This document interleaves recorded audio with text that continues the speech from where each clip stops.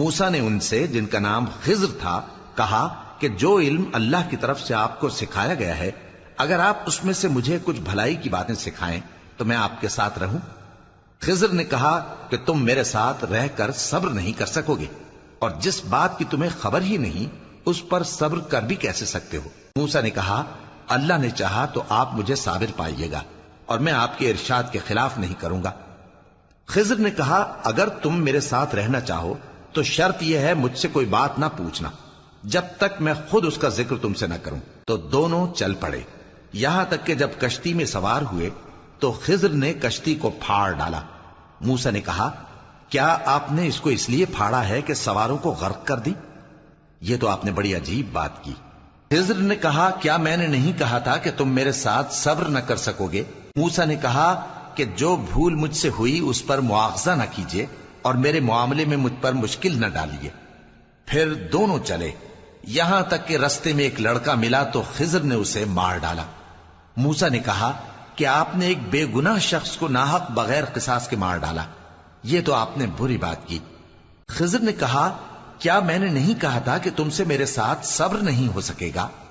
انہوں نے کہا کہ اگر میں اس کے بعد پھر کوئی بات پوچھوں یعنی اعتراض کروں تو مجھے اپنے ساتھ نہ رکھیے گا کہ آپ میری طرف سے عذر کے قبول کرنے میں حد کو پہنچ گئے ہیں۔ پھر دونوں چلے، یہاں تک کہ گاؤں والوں کے پاس پہنچے اور ان سے کھانا طلب کیا۔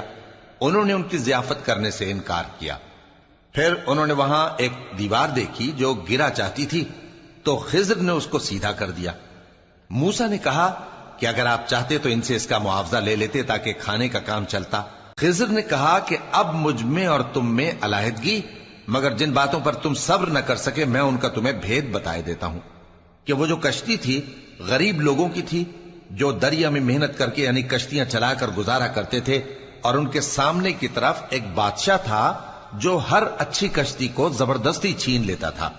تو میں نے چاہا کہ اسے عیبدار کر دوں تاکہ وہ اسے غصب نہ کر سکے، اور وہ جو لڑکا تھا اس کے ماں باپ دونوں مومن تھے۔ ہمیں اندیشہ ہوا کہ وہ بڑا ہو کر بد کردار ہوگا تو کہیں ان کو سرکشی اور کفر میں نہ پھنسا دے، تو ہم نے چاہا کہ ان کا پروردگار اس کی جگہ ان کو اور بچہ عطا فرمائے جو اخلاقی پاکیزگی میں بہتر اور محبت میں زیادہ قریب ہو۔ اور وہ جو دیوار تھی سو 2 یتیم لڑکوں کی تھی جو شہر میں رہتے تھے، اور اس کے نیچے ان کا خزانہ دفن تھا، اور ان کا باپ ایک نیک آدمی تھا۔ تو تمہارے پروردگار نے چاہا کہ وہ اپنی جوانی کو پہنچ جائیں اور پھر اپنا خزانہ نکالیں۔